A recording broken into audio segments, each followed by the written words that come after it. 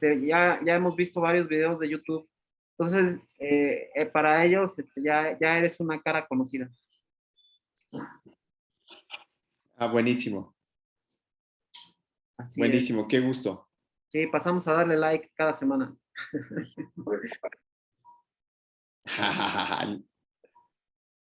Bueno, un Qué minuto bueno. más y ya empezamos, ¿no? Para Sí, que claro. no nos extendamos mucho.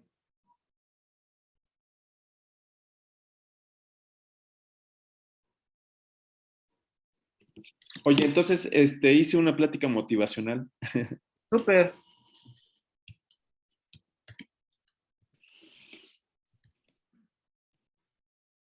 súper, súper.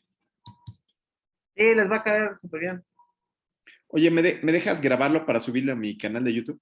Por supuesto, de hecho, pero dime cómo le hago para que tú también lo puedas grabar. De hecho, yo la grabo y si quieres te la mando, pero como tú me digas. No, mejor déjamela. Lo que tienes que hacer es ponerme como anfitrión Ok, o ponerle compartir pantalla también. Son dos opciones. Lo mejor sería ponerme como anfitrión.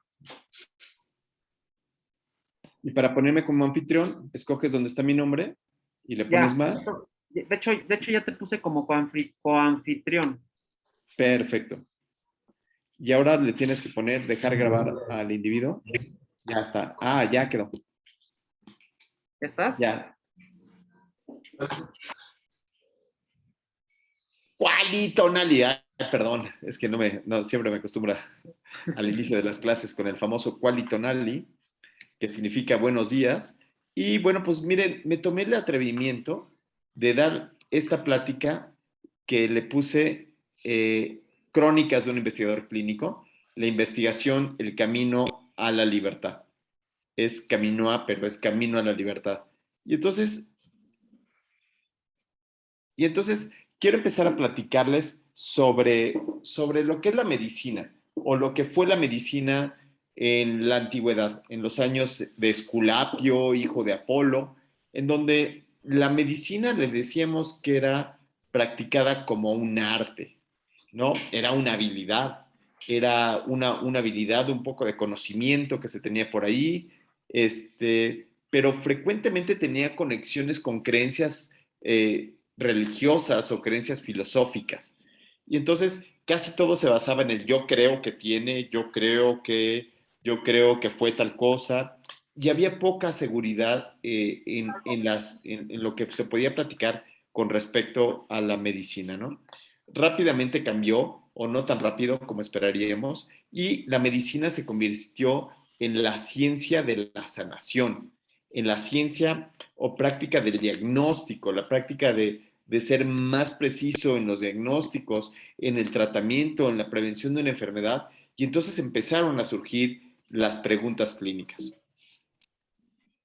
Pero de repente, bueno, pareciera que ya todas las preguntas están resueltas. Y entonces aquí lo que nosotros decimos es, ¿por qué intentar resolver preguntas de investigación? ¿Por qué buscar resolverlas, no? Quizás porque todos los médicos tenemos algo de leones y algo eh, de sujetos que nos gusta que nos digan qué hacer, ¿no? Entonces, sin embargo, la verdad es que yo conozco pocos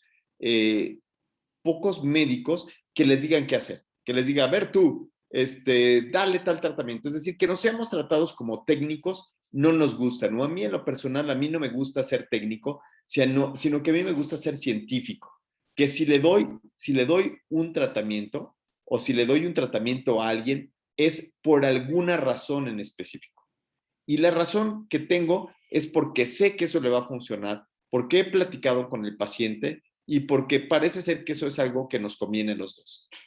¿Y por qué seguir intentando preguntas y no creerle al doctor Google? ¿No? Y entonces, una de las razones es porque, ¿qué creen? Que sí nos han visto la cara de cristianos a los médicos. O sea, hay un grupo de médicos que no nos preguntamos cosas y les damos tratamientos a los pacientes. Y entonces ahí nos damos cuenta de que sí se necesita. Vean este fraude que tuvo que ver con medicamentos genéricos. Y entonces, estos fueron unos cuates que se dedicaban a hacer fármacos en la India que eran medicamentos genéricos para dar tratamientos mucho más baratos. Y lo que resultó es que estos cuates vendían medicamentos que no tenían comprobaciones científicas como tal, ¿no? No tenían ninguna comprobación, no habían hecho ninguna prueba. Y entonces, pues el resultado es que, pues quién sabe, o sea, no sabemos exactamente por qué, cuál era el resultado, y algunos no tenían efectos benéficos. Y entonces, bueno, afortunadamente estos señores terminaron en la cárcel. Pero lo que comprobamos es que no todo lo que está en los anaqueles de las farmacias puede tener efectos benéficos. Otro ejemplo que seguramente conocen es el efecto del doctor Andrew Wakefield, ¿no? Entonces, en este efecto del doctor Andrew Wakefield es el médico que engañó al mundo. Y este médico que engañó al mundo lo que hizo fue que publicó en una revista de alto impacto, que es la revista The Lancet, publicó un artículo.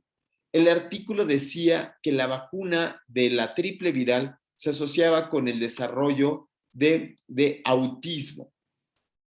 Y este artículo que fue publicado en revistas de alto impacto. Es decir, en la antigüedad creíamos en las revistas, creíamos en los dioses, ¿no? Después creíamos en la teoría de los humores y ahora resulta que hay sujetos que creen y se persignan con las revistas de alto impacto. Si es Lancet, seguro dice la verdad. Es un artículo bueno. Bueno, pues este sujeto publicó en Lancet datos inventados, con métodos estadísticos inventados, que si los médicos hubiéramos tenido la conciencia de saber qué significan, probablemente no le hubiéramos hecho ningún caso. Y entonces esto llevó a que estos resultados falsos llevaran a una política antivacunas por la falta de reflexión en la lectura de estos sujetos. Es decir, que si desconocemos, si no tenemos la conciencia de qué es lo que está pasando, lo que puede llegar a suceder es que nos puedan engañar y perdamos nosotros la libertad.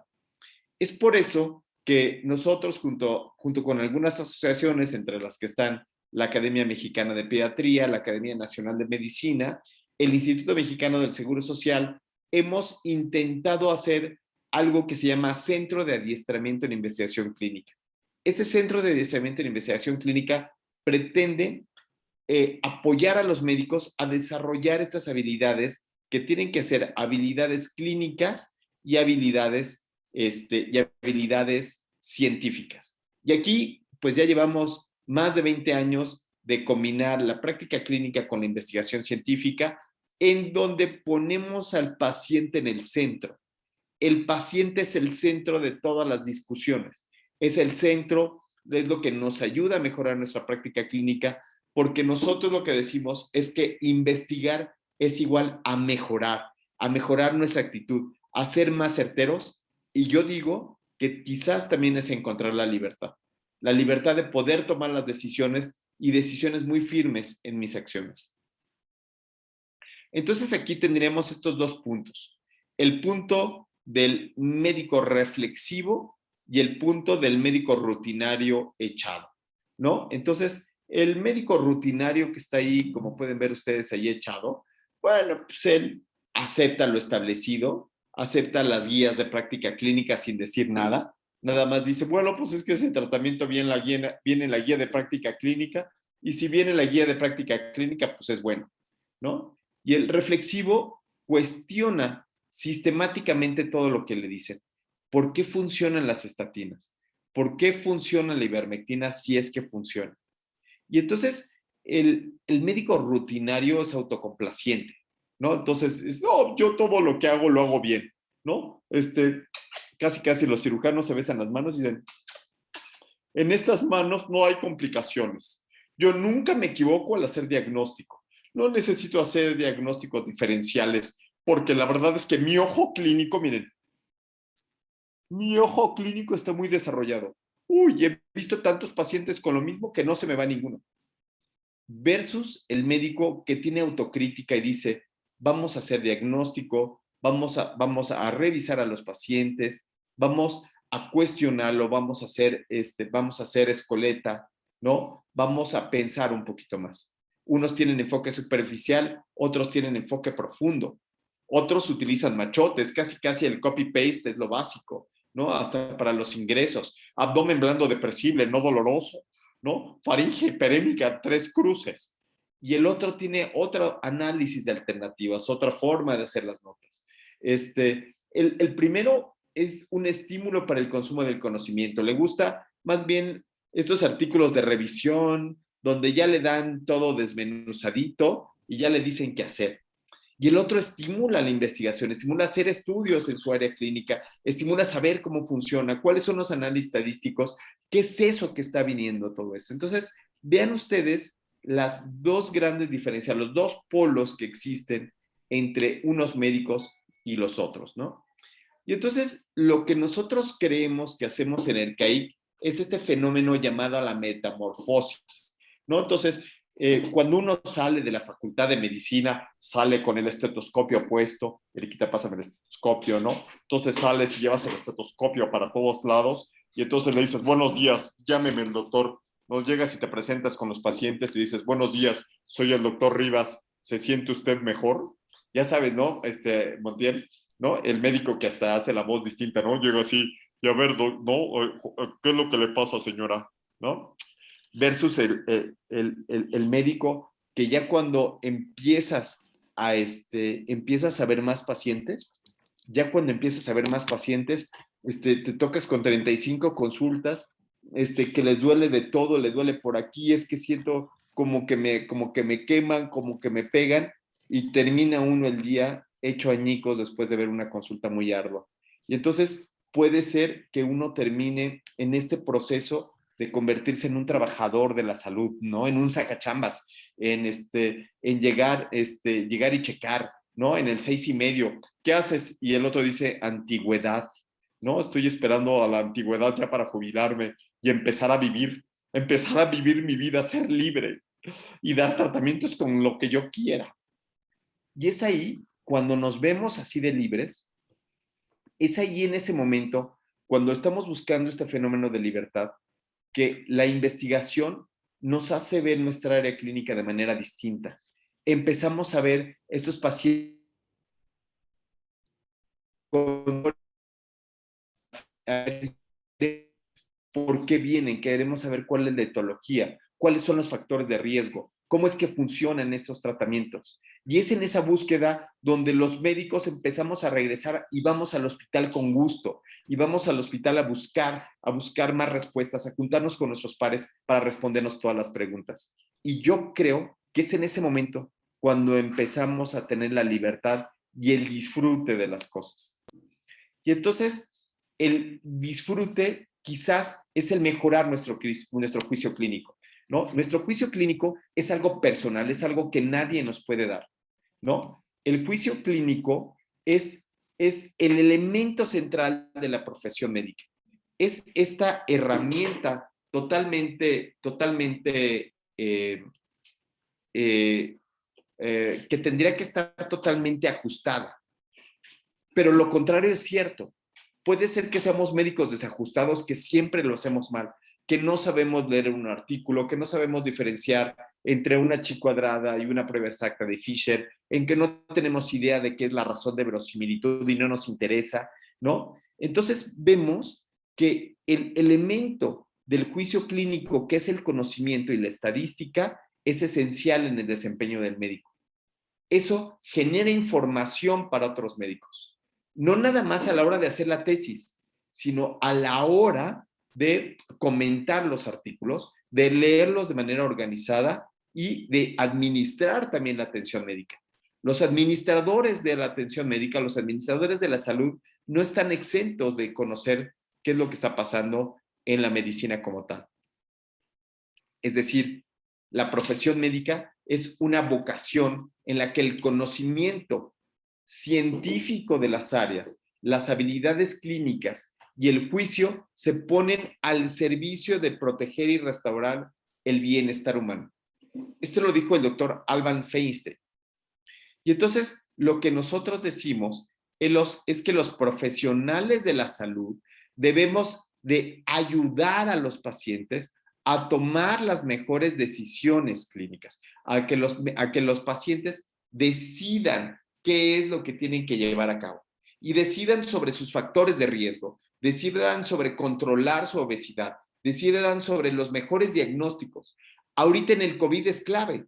En los hospitales Ángeles les piden a los pacientes que tengan pruebas rápidas de influenza, sin sintomatología, con una razón de verosimilitud pequeñísima. ¿Por qué lo hacen? ¿Por qué piden la prueba de PCR a estos pacientes? ¿Por negocio? ¿O quizás porque no saben? ¿Qué es lo que pasa con esos médicos que los hace distintos a nosotros que estamos en las instituciones?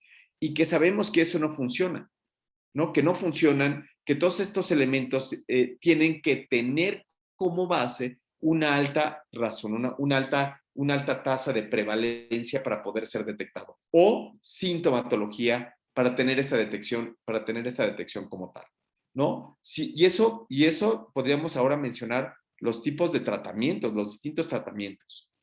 Entonces, cuando pensamos en el juicio clínico o cuáles son los fundamentos del juicio clínico, nosotros hablamos de que tenemos primero que tener a médicos que sean seres humanos. Estos seres humanos que tengan unos altos valores éticos, que puedas tener tus creencias personales, pero que seas una persona que sepas por qué haces medicina. Después los ponemos a leer artículos para que las historias que han surgido, la investigación que ha surgido en todo el mundo, alimente mi pensamiento clínico como tal, ¿sí? A eso le llamamos una relevancia estocástica. La relevancia estocástica quiere decir que yo puedo figurarme lo que pasa en Estados Unidos y aplicarlo aquí en México. Pero para eso tenemos que tener conocimientos profundos de la relevancia clínica. Y estos conocimientos profundos de relevancia clínica y de estadística los podemos unir todos juntos para aplicarlos a los pacientes, a lo cual lo hemos llamado la Gestalt. La Gestalt quiere decir unir todos esos puntos para la atención de un paciente. Entonces, vean ustedes cómo la atención de un paciente corresponde directamente a una serie de valores y creencias, pero también a mucha lectura y reflexión y entendimiento como tal de lo que sería, de lo que son los artículos y la medicina como tal, ¿no? Permítame un segundito. Ahí está.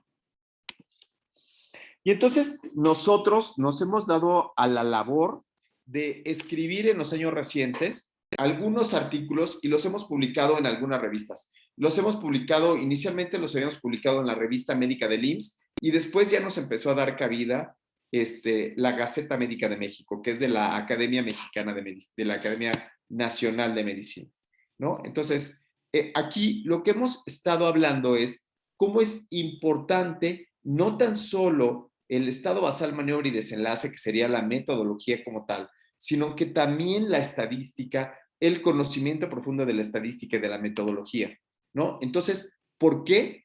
Bueno, pues porque tenemos que conocer, y no es fácil, no es de manera natural conocer cómo funcionan los ORs, qué significa un riesgo relativo, qué significa la reducción absoluta de riesgo. Para eso hemos estado publicando recientemente en algunas revistas, como por ejemplo la revista de Alergia de México, para poder darnos cuenta que la toma de decisiones se basa en mucho a estos datos de relevancia clínica como tal, ¿no? Y sin duda, la Gestalt, ¿no? La Gestalt son estas acciones lógicas en el mundo de la medicina. Y sin duda tenemos acciones lógicas. Por ejemplo, al inicio de la pandemia tenemos la acción lógica de decir que la cantidad de virus era la que se asociaba con un mejor o peor pronóstico. Y por eso teníamos que buscar medicamentos que bajaran la carga viral como tal, ¿no? Y entonces no estamos exentos de este tipo de conocimientos, y no estamos exentos de los valores y creencias que pudiéramos tener entre nuestros sujetos, ¿no? Pero, ¿cómo se adquiere el juicio clínico, no? Bueno, el juicio clínico no es divino, ¿eh?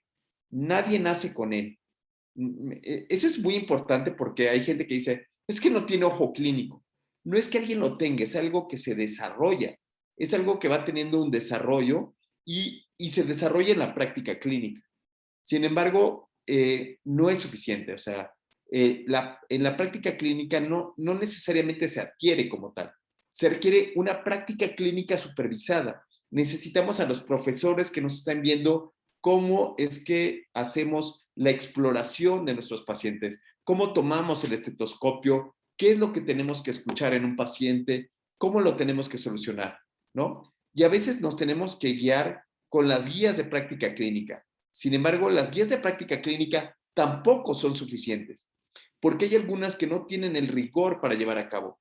La lectura crítica individual, es decir, yo mismo, como el lobo estepario, busco yo solito leer, tampoco es suficiente porque necesitamos que leerlo desde distintos puntos de vista. Los artículos científicos son difíciles, son muy difíciles de leer. Y entonces muchas veces necesitamos una lectura, o una persona que sepa estadística, que sepa ética, que sepa metodología, y por eso es que consideramos que se requiere trabajar en equipo. Requerimos que todos nosotros estemos convocados a la lectura de artículos, a la toma de decisiones, a la formación de preguntas clínicas.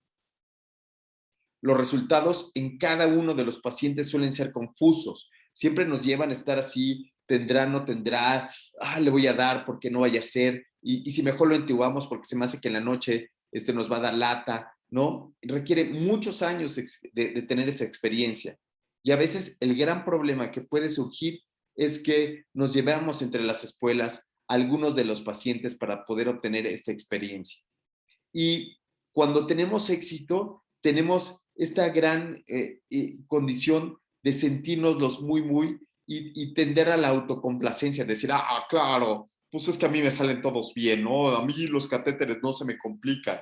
Yo lo detecté, claro, tiene un soplo, grado 2, claro, y esta tendencia a la autocomplacencia es lo que nos puede llevar a la ruina, ¿no? Nos puede llevar a la ruina de creernos nuestras propias mentiras. Es por eso que probablemente la lectura crítica nos haya ayudado, que era la medicina basada en la evidencia de los años 80, pero la medicina basada en los 80 se basaba en tenía algunos problemas que ahorita no voy a mencionar, pero no es suficiente para la práctica clínica.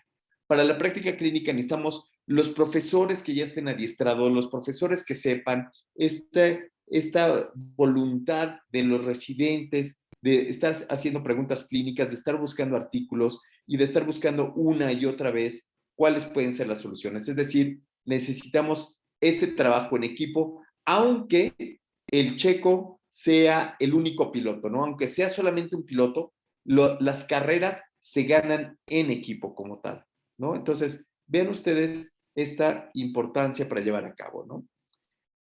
Pero ¿cuáles pueden ser estas posibles causas de la autocomplacencia, las posibles causas de dejar leer artículos, ¿no?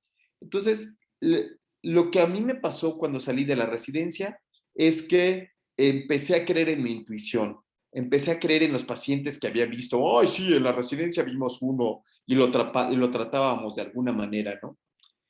El otro punto es esta parte de creer en lo que otros hacen, ¿no? Entonces, empezar a creer en lo que otros hacen es prácticamente una condena, ¿no? Es el clásico que está diciendo, bueno, es que en nutrición lo hacen así o asado. Y entonces empieza a haber alguna otra problema.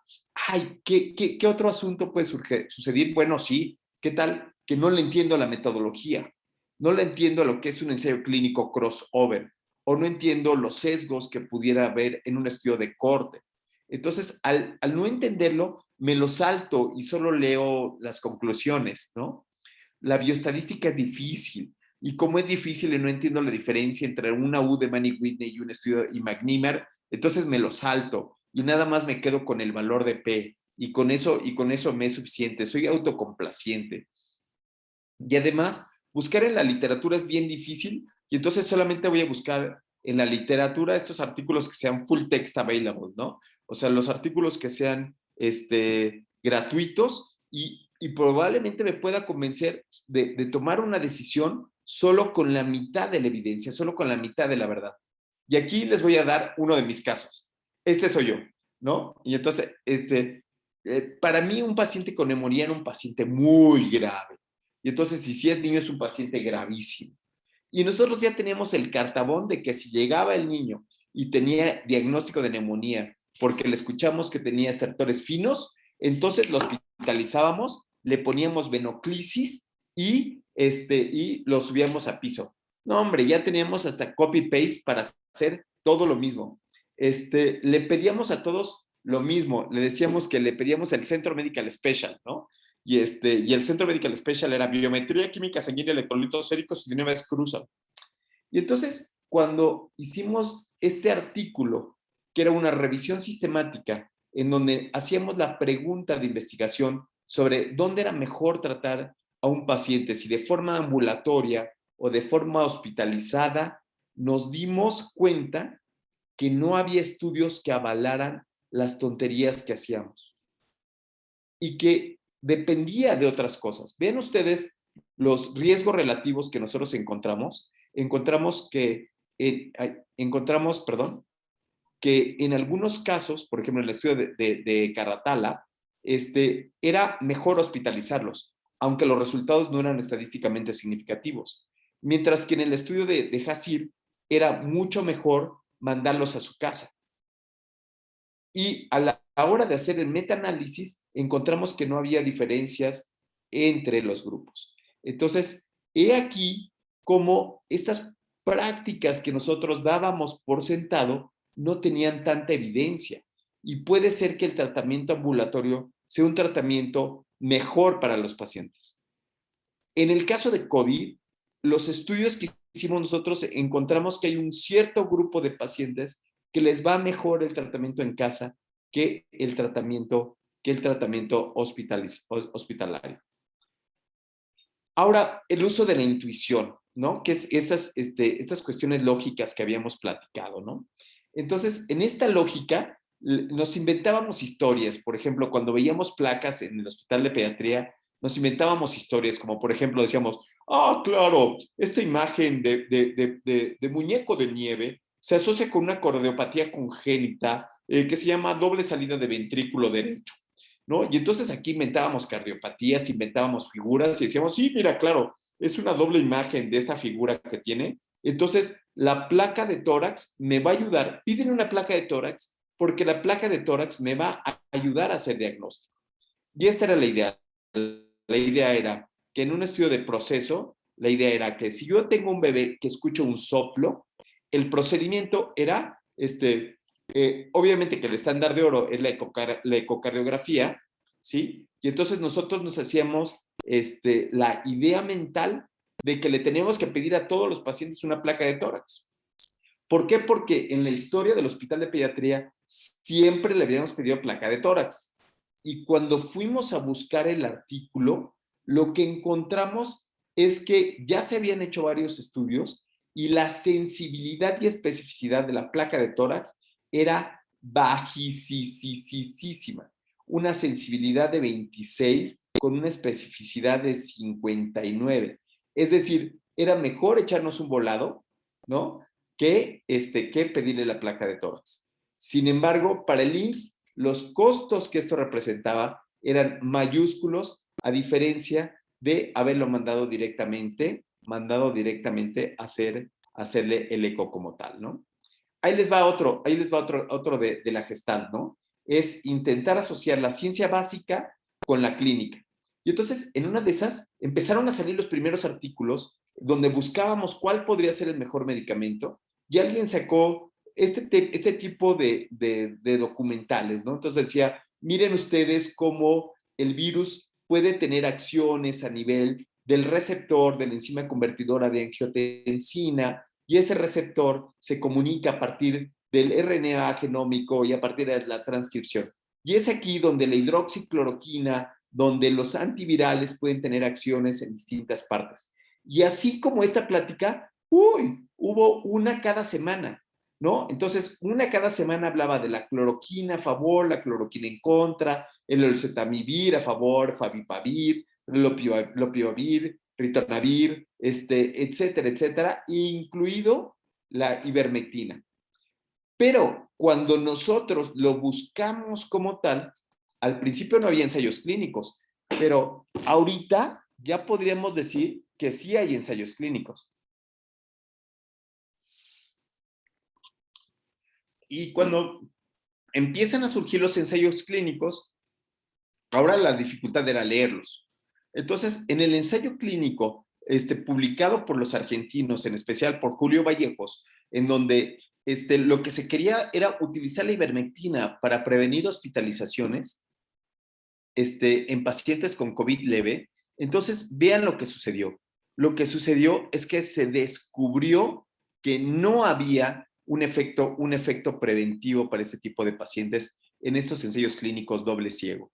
Entonces, en estos ensayos clínicos doble ciego, metieron a 250 pacientes, 250 en un brazo, 251 en el otro brazo, y lo que se encontró fue que los grupos eran iguales en el estado basal, no había diferencias entre los grupos, lo que quiere decir es que la aleatorización tuvo sus efectos positivos, o sea, pero a la hora de ver el tiempo hospitalización, se encontró que no había diferencias. Vean ustedes este long rank test, estas curvas de supervivencia en donde se muestra el hazard ratio que al cruzar la unidad no hay ninguna diferencia como podemos ver con esta P que es estadística, que no es estadísticamente significativa, ¿no? Pero lo que se encontró es que estos pacientes sí tenían menos tiempo, llegaban a ventilación mecánica asistida en menos tiempo. Es decir, que sí, y esto sí fue estadísticamente significativo, es decir, que esto sí era deleterio. ¿Qué les parece? Entonces, ya no nada más, no le estoy haciendo beneficio, sino lo que está pasando es que los estoy perjudicando. Algo que le hemos llamado, pues que son los eventos adversos de este tipo de características, ¿no? Entonces, vean ustedes cómo llegan antes de 5 a 10 días. Y así, distintos sujetos alrededor del mundo, por ejemplo, es Kelly, que es de la colaboración Cochrane, se han dedicado a explicar los artículos y a difundir los artículos para que nosotros podamos ponerlo en palabras llanas para que las personas los dejen de usar. ¿Por qué? Porque si bien no afectan a la mortalidad, en algunos pacientes puede provocar que los pacientes les vaya un poco peor. Es decir, la medicina, señoras y señores, es muy compleja. La medicina no es fácil. La medicina no es de cartabones, no es tan solo aprenderte la fisiología, no es tan solo hablar de los receptores de la enzima de convertidora de angiotensina, ni de hablar de todos los mecanismos bioquímicos alrededor de ellos, sino también se tiene que hablar de los estudios clínicos, de los ensayos clínicos aleatorizados y de los efectos y de los modelos multivariados que eso puede tener, ¿no? Y entonces, otra razón por la cual nos equivocamos puede ser en creer lo que otros dicen, ¿no? Entonces, mi mamá me decía, y si los demás te avientan, ¿tú te avientas? ¿No? Y entonces yo le decía, ay, mamá, ¿cómo crees? No, yo cómo me voy a aventar al barranco, ¿no? Si yo tengo juicio clínico, si yo sí le sé, ¿no? Pero vean esto, ¿no? Cuando entra uno a la residencia, de repente empieza a ver esta medicina basada en lo que me diga el maestro, ¿eh? Lo que diga el profe, eso voy a hacer, ¿no? No cuestionan, no me enseñan a cuestionar, no me enseñan a esta libertad, a usar mi cerebro para llevarlo a cabo. Se nos enseña a obedecer y no a preguntar. Y entonces empiezan los pasos de visita en donde dice, le vas a pasar una carga en este momento, ya, ¿no? Y empezamos a decir tonterías, como esta tontería de, esto tiene faringe hiperémica. ¿Qué es eso de faringe hiperémica? 3 cruces, ¿a poco hay pantone de lo rojo?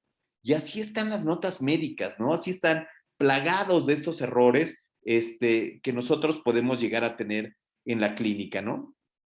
Y entonces ya me fui a mi, este es mi servicio de salud, ¿no? En donde yo seguía los programas médicos.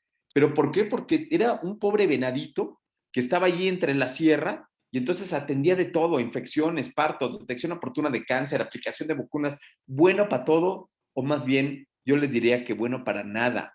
Y entonces ahí es donde nosotros creen que pues, si otros médicos lo lograron, pues yo también lo voy a lograr. Y empezamos a hacer las mismas locuras, ¿no?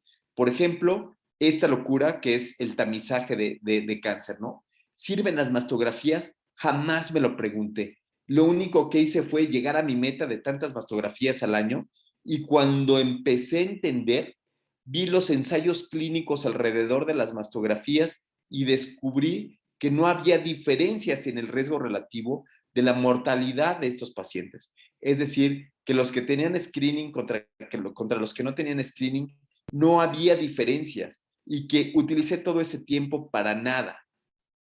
Ahora, vean los algoritmos del COVID-19. En los algoritmos del COVID-19, a los pacientes con bajo riesgo, a los pacientes ambulatorios, se les da su kit de tratamiento, que contiene ni más ni menos que un oxímetro de pulso e ivermectina, que tiene ensayos clínicos que hacen que no mejoren los pacientes. Y entonces, ¿qué pasa? ¿Soy una herramienta? ¿Nada más estoy utilizado para eso? ¿O le puedo dar ácido acetil salicílico? ¿No? Pensando que el ácido salicílico, pues no le hace tanto mal. Pues sí, pero no le hace tampoco ni tanto mal ni tanto bien. O le doy vitamina D, porque la vitamina D es buena para todos. Y entonces, hoy en día sabemos que ninguno de estos medicamentos son útiles. Ninguno de estos medicamentos ha probado su utilidad como tal para el tratamiento de COVID-19. Y sin embargo, está en las guías clínicas. Es decir, que también las guías clínicas se pueden equivocar, ¿no? Este es el resultado de la influenza, en donde la influenza, ahorita nos reímos de la influenza, ¿no? Entonces, vean cómo era antes. ¿Cómo diagnostico influenza? ¡Ay, si tiene fiebre repentina! O sea, que le da de repente. ¿Cómo que de repente, no? ¿No? Entonces, no, si tiene dolor muscular. Señor, tiene mucho dolor muscular, mucho totote, del 1 al 10. Aquí es fuerte, muy fuerte, ligero, mucho moco, poco moco. Y entonces vemos cómo empezamos a decir mentiras. Para evitar el contagio, aquí abajo, dice, come frutas y verduras. Desinfecta las cosas de uso común. Y hoy en día sabemos que efectivamente no se transmite de esa manera la influenza, ¿no? O sea que no lo vamos a hacer. Entonces, la importancia de aprender de la experiencia es que no está fácil, que tenemos que hacerlo de otras maneras. Y bueno, pues sí, la bioestadística es difícil, pero ni modo, caray. O sea, está en todos los artículos y es necesario para comprobar hipótesis, ¿no? Es necesario para evitar las mentiras grandes, las mentiras estadísticas, ¿no? O sea, no tendríamos por qué esconder los números, ¿no? No hay por qué esconder estos números para nada, sino lo que hay que hacer es entenderlos. Ya nos vieron la cara con los Celtamivir en los ensayos clínicos propuestos por Hoffman-LaRoche, publicados en JAMA, en donde, como no sabíamos ni leer ni escribir ni entender los intervalos de confianza del 95%, entonces, pues terminamos dando Celtamivir como tratamiento habitual. Pero cuando entendimos que era un intervalo de confianza del 95% y que el uso de placebo, que en ese caso fue paracetamol, le daba una mejoría similar a los Celtamivir, nosotros como médicos dejamos de gastar y de darles esos medicamentos. Pero si solo miramos un efecto del valor de P, si solo miramos la P que era estadísticamente significativa, entonces fue ahí cuando nos llevábamos la batea de babas, ¿no? Entonces, vean ustedes cómo sí tenemos que analizar y sí tiene su costo, tiene un costo importante porque nosotros podemos ser los partícipes de que haya unos gastos importantes en la práctica clínica habitual, ¿no? ¿Y qué decir de la infodemia, ¿no? ¿Qué decir en donde ya cada vez tenemos más y más resultados así, ¿no? Donde si metemos a Google podemos obtener prácticamente respuestas que vienen de sujetos como estos, ¿no? O de páginas como estas, como la página de Albúmina, donde se recomienda. Claro, la recomienda el que la vende, ¿no? El que la vende te la recomienda. ¡Uy! Funciona perfectamente la albúmina para pacientes que tienen choque. Y eso lleva a gastos increíbles en los hospitales más grandes. Vean los gastos de 150 millones en el 2013, cuando todavía teníamos páginas, ¿no? Cuando todavía tenemos estas páginas transparentes. Hoy en día no podemos obtener estos datos. Pero en el 2013 veíamos que los gastos eran enormes para comprar esos productos que a la hora de buscarlos como tal, haciendo una búsqueda sistemática de la literatura, veíamos que no tenía ningún efecto benéfico, es más, tenía efectos deleterios en los casos de quemaduras y efectos deleterios en el caso de hipoalbuminemia o caso de choque. Entonces, nuevamente me quedo con estos retos que ya habíamos hablado del reto de los médicos del siglo XXI, donde tenemos que buscar más la técnica de uno y el otro. ¿Y por qué? Porque, señores y señores, la vida es breve, el arte es largo, la ocasión fugaz y el experimento siempre es riesgoso. Siempre que estamos haciendo la tesis, nos vamos a arriesgar a obtener resultados que no nos vayan a gustar. Y siempre que estamos delante de un paciente, podríamos decir que la decisión es difícil. Esas son las palabras de Hipócrates y resuenan hoy mismo tanto o más que antes. Quizás esta también resuena muchísimo. La naturaleza es probabilística. Por eso tenemos que saber estadística en todos los lugares. Siempre nos va a hacer falta algo. La información es incompleta, por lo que tenemos que estar leyendo un artículo de aquí, un artículo de allá. Nadie tiene la verdad absoluta. Los desenlaces, cada uno de los desenlaces de mis pacientes son valiosos y me van a ayudar a tomar decisiones si los analizo, si no los dejo de ver. ¿Por qué? Porque los recursos son limitados. Nunca voy a tener todos los recursos que tienen en la Clínica Mayo, o incluso en la Clínica Mayo se pueden quejar, ¿sí? Y las decisiones siempre, siempre, siempre son inevitables. Y entonces, con esto me quiero despedir diciendo que no es suficiente tener conocimiento. Debemos aplicarlo. La intención no basta, amigos.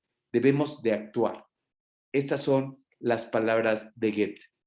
Y con eso quiero dejar un espacio para las preguntas de ustedes y para que podamos compartir un momento con sus preguntas. ¿Sí? No sé si hay algunas preguntas por ahí.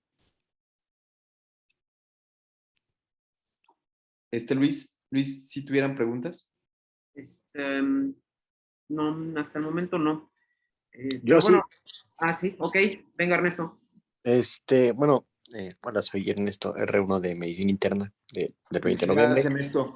Gracias. Estás en tu mejor momento, Ernesto. Estás en el momento de las preguntas, estás en el momento que estás despertando un nuevo mundo, ¿no? Felicidades, R1 como ninguno. Toda la ilusión de saber medicina. Sí, adelante, Ernesto. O sea, bueno, de todo lo que dijo, pues la verdad es que me pareció muy interesante. Sin embargo, mi pregunta es, ¿en qué momento es el ideal para empezar como con esta visión de tener una perspectiva más analítica de las acciones que tomamos, sabiendo que, por ejemplo, ahorita en la facultad, pues muchas veces no se puede, ¿no? Porque el sentido es que vamos a aprender como las materias básicas. Y por ejemplo, ahorita en el R1, pues la verdad es que mucha de la información que tenemos que obtener o de la que se nos solicita para los exámenes de promoción es muy enfocada a temas muy, muy concretos, factores de riesgo, fisiopatología, tratamientos establecidos. Entonces, ¿en qué momento es el ideal para empezar como con esta perspectiva de visión holística? Bueno, yo creo que esa visión sí la enseñan en la Facultad de Medicina, solo que de repente son materias que no las tomamos tan en cuenta. Pero quisiera, mi visión es que debes de empezar desde la secundaria. Desde la secundaria tienes que tener esta educación científica para llevar a cabo todo esto. Pero quisiera dejarle la palabra a Luis Montiel para decirnos, ¿cuándo crees tú que es el mejor momento de hacer ciencia? Ya, no hay otro momento más que empezar desde ya, en el momento en que te percatas de que existe este otro mundo de la medicina, es el momento adecuado en el cual uno debe de tomar la decisión y que en un principio a lo mejor uno no tiene todas las herramientas para poder desarrollarlas, pero existe gente con la que nos podemos apoyar que sí con la cual podemos desarrollarlo. Y justamente ese punto que comentaba Rodolfo, que me pareció fabuloso, de que el médico siempre se tiene que estar preguntando y cuestionando todo lo que tiene enfrente. No nos podemos quedar solamente con lo que nos dijeron hoy en la mañana en el pase de visita. Y eso es algo que, bueno, en particular, todos los días buscaremos inculcárselos a ustedes, los médicos residentes, siempre hay que tener esa inquietud, esa cosquilla, esa duda, y nunca dar por sentado que todo lo que nos dicen es cierto, porque podemos caer en el error que acaba de decir Rodolfo, de perpetuar un error, ¿no? O sea, de que si yo tengo un concepto equivocado que no está basado en la realidad, sino simplemente en el aprendizaje de otra persona, es decir, de una generación previa a la mía, que se transmitió de una generación a otra, y yo me quedo con ese concepto, yo se lo voy a enseñar a otra persona, y entonces no es uno, ni dos, ni tres, son varios años en los cuales prevalece ese mismo error y no se corta. Entonces, en el momento que alguien se quiebre la cabeza y diga, como que esto no me hace sentido, quiero averiguar más, y empiece a preguntarse sobre eso y empieza a buscar información sobre eso, en ese momento se va a cortar la cadena del error y vas a encontrar o por lo menos vas a generar este, el mecanismo para para llegar a la realidad, ¿no? A lo que realmente es lo que responde esa pregunta. Y el camino para encontrar esa pregunta, pues es investigar. Solamente es investigar.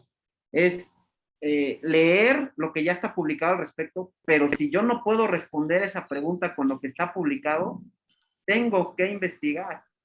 Tengo que empezar a generar yo ese conocimiento. Quizá no vas a encontrarte ni te vas a ganar el premio Nobel y quizá no puedas tú responder tu pregunta original, pero vas a sentar las bases para que alguien más la responda. ¿Comentaste a la clase, güey? Fíjate No, que yo creo, Ernesto, que llega un momento en donde uno se siente que no es libre, ¿no? Que no es libre de tomar las decisiones, que solamente estás siguiendo lo que otros te dicen.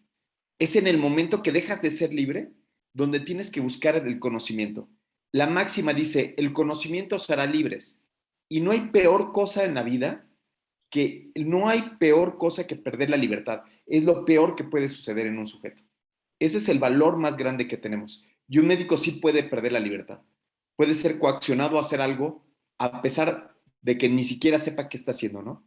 Entonces, cuando sientas la necesidad de entender de entender por qué pasan las cosas, de ser médico en serio, de por qué sucede y cuáles son las mejores acciones, ese es el mejor momento, Ernesto, para poder llevar a cabo. Pero aquí tengo otra pregunta de Axel. Axel, amigo.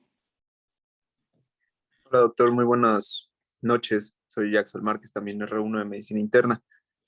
Doctor, bueno, antes que nada, felicitarlo por su plática, muy buena. Fue un gusto escucharla. Y me di cuenta que dentro de su presentación, pues, hizo referencias a algunas cuestiones bibliográficas, no tanto del ámbito médico. Supongo que de un aspecto más personal, como el lobo estepario de Hermann Hesse, lo llegué a ver ahí dentro de sus diapositivas. Y supongo que lo hace, o lo pensaría de esta manera, que lo hace por alusión a que es un camino que puede llegar a ser solitario, ¿no? En algunas situaciones incomprendido.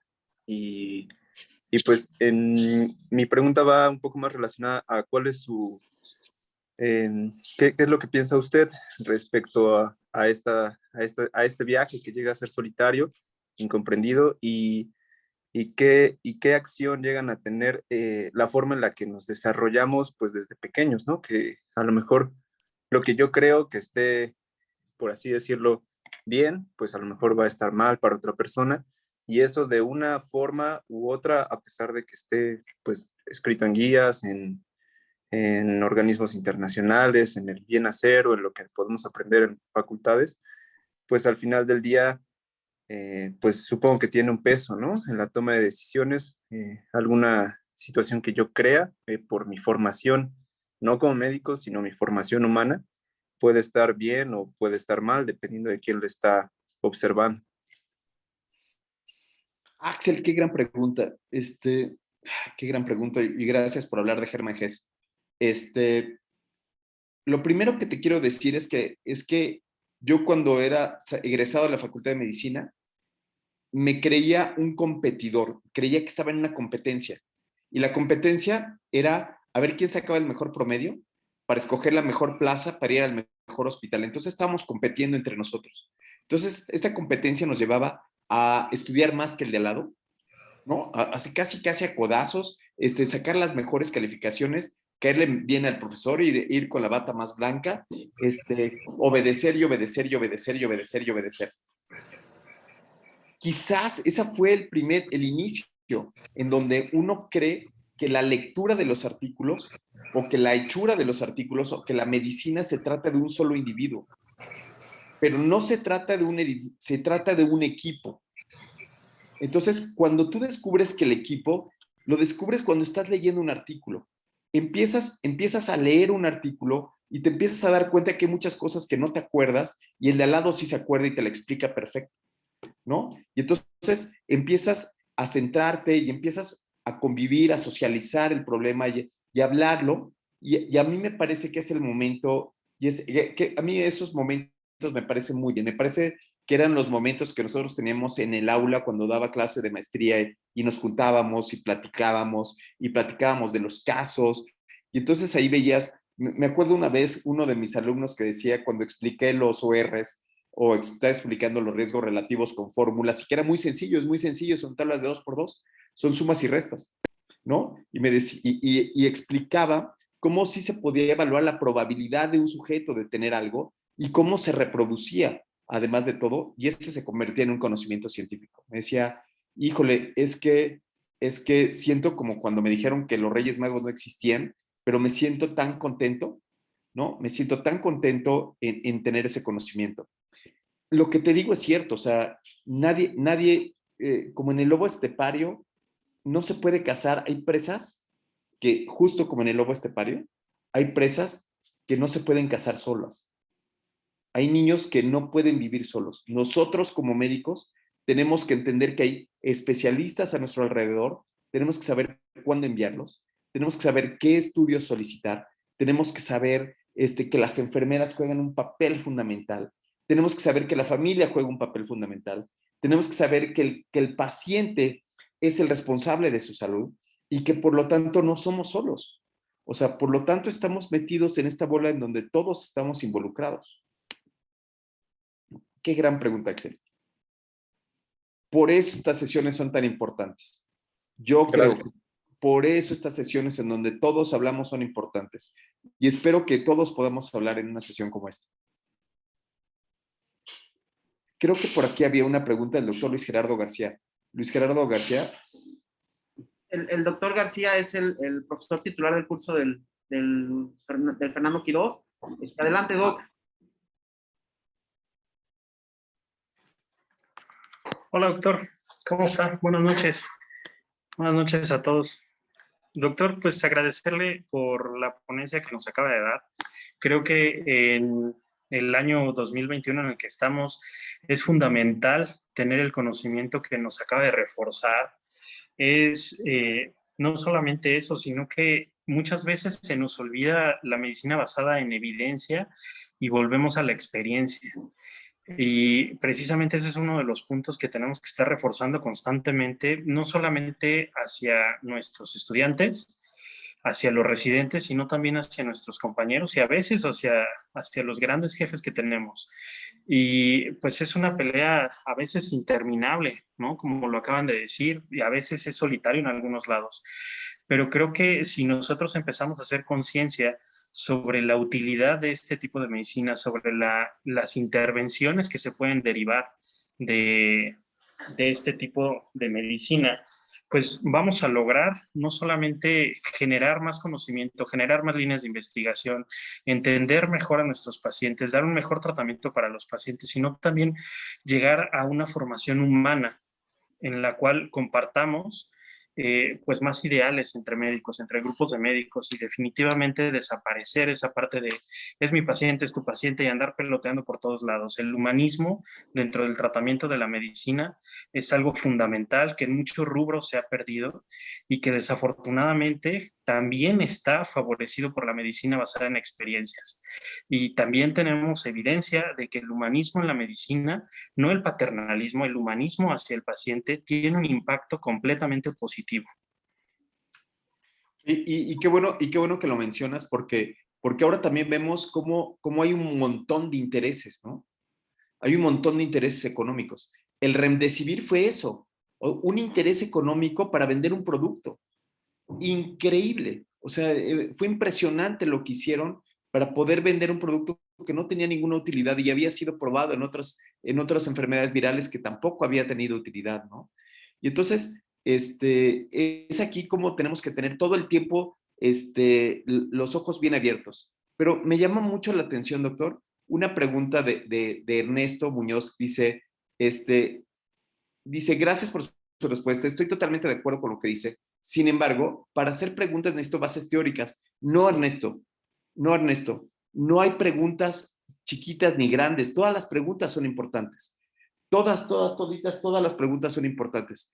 Habrá algunas preguntas que sean fáciles de resolver porque hay literatura, pero yo hasta ahorita, prácticamente cuando me hago una pregunta de investigación en la práctica clínica, se vuelve una locura. Se vuelve una locura hablar de la vacuna de COVID en niños, ¿no? Se hace ¿por qué vacunamos COVID en niños chiquitos? ¿Hay tanta evidencia? ¿O cuál es el riesgo-beneficio? No podríamos ser dogmáticos, ni siquiera para la vacuna de poliomielitis. ¿Cuál es la mejor vacuna? ¿Qué es lo que tengo que hacer? Tengo que ponerle qué soluciones le tengo que hacer, qué antibiótico le tengo que dar. ¡Pa su madre! O sea, hay un montón de preguntas que a veces no están solucionadas, pero que nadie se las ha hecho. Entonces, yo a lo que los invito es hacerse preguntas, ¿no? Los invito a preguntarse, a no dejar de preguntarse una y otra vez las cosas. Entonces, estimado Ernesto, la pregunta es la primera parte, ¿no? O sea, hacerse preguntas, esa es la primera parte del asunto. Ah, ya cayó otro cliente, Luis. Daniel Ortiz. Hola, doctor. Buenas noches. Disculpe por el ruido, es que aquí estoy en un lugar un poquito abierto. Bueno, gracias por la plática. La verdad es que muy nutrida. Bueno, aquí la situación es la siguiente, ¿no? Y como yo lo veo, es que cada estudio que sale y que toma en cuenta, por ejemplo, a miles de pacientes, 100 pacientes, 500 pacientes, no tenemos esa experiencia, pero podemos absorber esa experiencia a partir de esos estudios clínicos y la manera de saber interpretarlos. Esa es una en primera, pero ahora viene lo segundo, con base a lo que dije. Por ahí escuché alguna vez al doctor Montiel, por ejemplo, no lo quiero quemar, pero decía una frase muy interesante: la medicina es cíclica. Entonces, lo que hoy es ley, mañana no, y luego sí, y así se la lleva, ¿no? ¿Cómo podemos nosotros, digamos, a lo mejor por eso, a lo mejor nos falta un poquito más de soltura para tomar decisiones en algunos aspectos, para poder traducir esos textos clínicos hacia el paciente? Porque luego hoy se dice una cosa, salen unos resultados, en un mes, en una semana, o el compañero dice, es que ya salió algo al día siguiente, ¿no?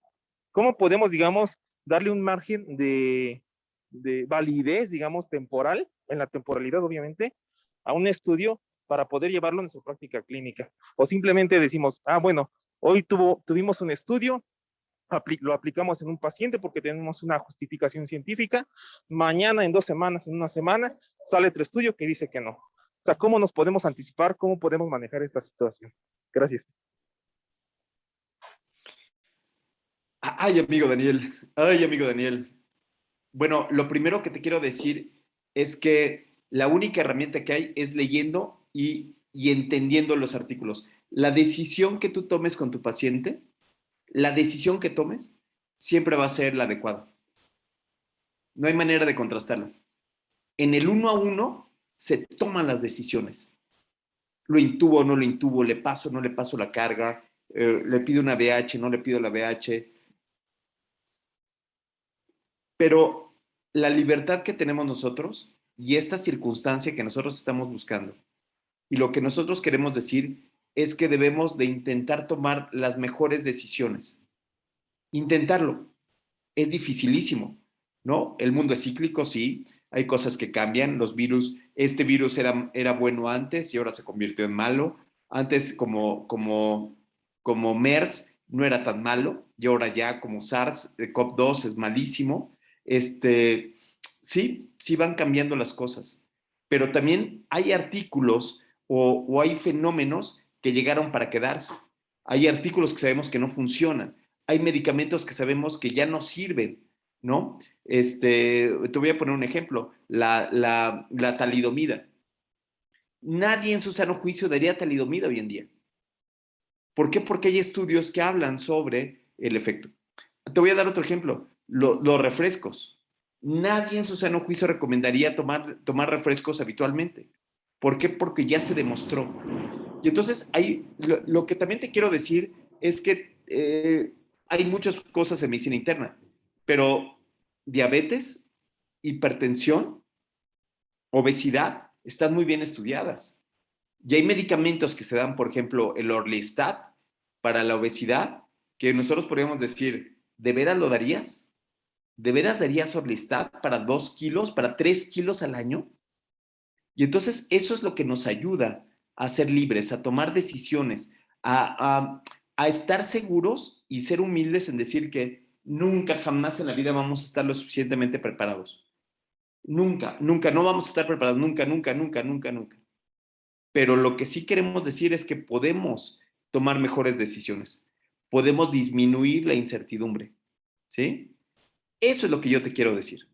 Lo que te quiero decir es que seamos humildes como Juan Ernesto. Juan Ernesto dice, híjole, yo sé tan poquito que nada va a funcionar, que no. Lo que decimos es, todos estamos en el mismo carril, todos estamos en el mismo nivel.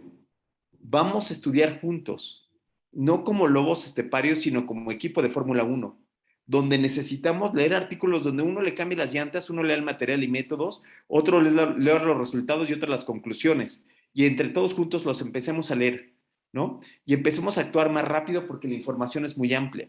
Y empecemos a entender un poquito más. Y empecemos a utilizar las herramientas que hay, las aplicaciones, las apps de los celulares para calcular ORs, para hacer metaanálisis, ¿no? Hay muchas cosas por hacer. Pero lo que no podemos hacer es quedarnos con los brazos cruzados diciendo, Uta, está súper difícil. Y como está tan difícil, no, pues mejor me quedo con la guía de práctica clínica. Eso es lo que tenemos que hacer. Yo creo que tenemos que seguir buscando, Luis. Digo, Daniel. Pero qué buena pregunta. Muy buena pregunta, Daniel. El doctor Torres quiere contar algo. Maestro Torres. No, al contrario, en primer lugar, agradecer la brillante plática. Maestro Rivas, pues bueno, sí es mi maestro porque nos estuvo dando clases ahí en la maestría en ciencias, que afortunadamente la terminamos. Y la verdad es que, bueno, hacer la maestría, y sobre todo con el doctor Rivas, te cambia el panorama de ver la medicina, ¿no? Para empezar, la medicina, pues no es fácil, a pesar de toda la evidencia que hay, sigue siendo una ciencia no exacta, ¿sí? La medicina es una ciencia no exacta. La mejor forma de aprender medicina es siempre haciéndose preguntas todo el tiempo, ¿no? Cuestionándose todo el tiempo, ¿sirve o no sirve? La forma de ver, esa forma dicotómica que tiene el doctor Rivas de ver todo, la verdad es que a mí me ha servido mucho. Nos enseñó que existen muchas variables, que una sola no explica un fenómeno, ¿sí? Que son muchos los que participan. Y pues bueno, el chiste de cuestionarse siempre, ser una medicina reflexiva y tener la mención evidencia, pues es evitar lo que yo siempre digo, ¿no? Esa medicina basada en ocurrencias que es más peligrosa que la medicina basada en experiencia, por ejemplo, porque a veces la experiencia es buena, ¿no? Y puedes sacarse mucho de eso, ¿no? Y pues bueno,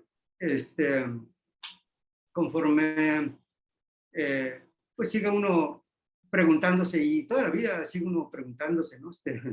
No hay ahorita incluso una verdad absoluta.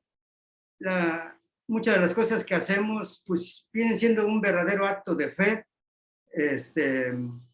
porque a veces la evidencia no es tan robusta o tan contundente o es de muy baja calidad, entonces pues como que le puede servir, como que no le puede servir, pero es lo que hay, entonces se vuelve ese acto o ese un verdadero acto de fe, ¿no? Sí. Y pues no hay, y extrapolamos información de otros lados, pero nuestro paciente puede ser muy diferente, ¿no? Y entonces, pues bueno, puede que le sirva, puede que no, pero bueno, es lo que existe. Entonces, la medicina termina siendo así, ¿no? Un acto de fe, pero pues bueno, hay que tener fe al fin de cuentas y seguirse cuestionando siempre y en todo momento. Doctor Rivas, muchas gracias nuevamente. Gracias a ustedes por la invitación. ¿Alguien más tiene alguna duda, pregunta, comentario? Sin pena, chicos. Sin vergüenza. No, no es cierto.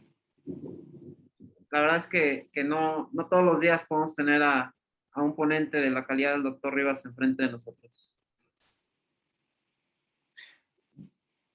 Bueno, pero no se preocupen, porque estamos a sus órdenes. Ahí en el CAIC pueden incorporarse a los cursos. Estamos intentando con los cursos en línea llegar a más personas y están invitadísimos a los cursos de diplomado si no quieren entrar a la maestría.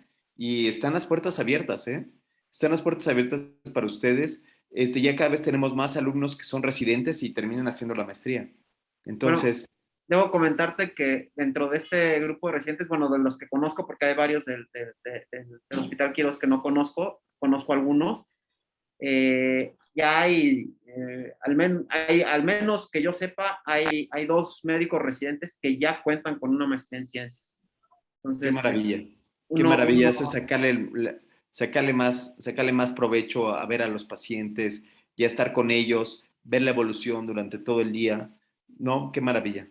Sí, nos pregunta mi amigo Ernesto que si nos pudieras compartir algo de bibliografía sobre las bases, los principios básicos de bioestadística. Con gusto, sí, sí, sí. Sí, sí, escribimos de hecho todo un manual de estadística.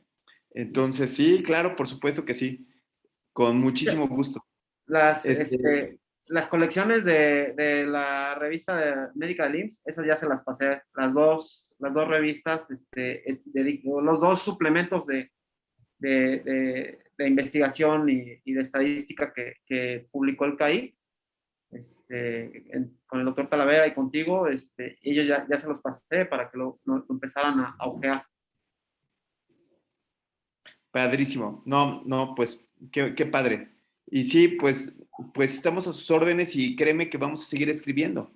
No hemos dejado de escribir desde el 2011. Publicamos alrededor de 5 o 6 artículos por año de estadística, de metodología, de ética. Y entonces, pues ya contamos con muchas herramientas y hemos aprendido mucho de estas clases y de estas preguntas que ustedes hacen. Listo. Pues, Rodolfo, no me queda más que agradecerte toda tu disposición y toda siempre tu buena manera y de acercarte a la audiencia y sobre todo de ser tan asertivo, ¿no? Para comunicar exactamente todo lo que nos quieres transmitir. Muchas gracias. Espero que no sea la última. Seguramente habrá más oportunidades y pues si no hay nada más, pues nos despedimos y nos vemos todos nosotros, si todo sale bien, la próxima semana para la revisión del caso clínico. Gracias, doctor. Gracias, cuídense. Gracias. Hasta luego. Gracias a ustedes. Gracias por la invitación. Muchas gracias. Muchas gracias. Gracias.